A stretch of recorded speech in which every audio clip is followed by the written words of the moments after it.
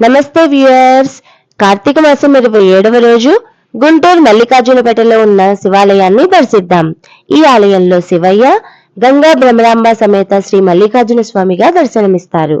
ఇక్కడ లింగాకారం శ్వేతవర్ణంలో ఉంటుందండి. 70 సంవత్సరాల పై చరిత్ర కలిగిన ఈ ఆలయంలో భద్రకాళీమాత సమేత వీరభద్ర స్వామి వారు, నాగేంద్ర స్వామి, నవగ్రహములు, ఆదిశంకరాచార్యులు, సాయిబాబా, దత్తాత్రేయ స్వామి, ఆంజనేయ స్వామి, సుబ్రహ్మణ్యేశ్వర స్వామి దర్శనమిస్తారు.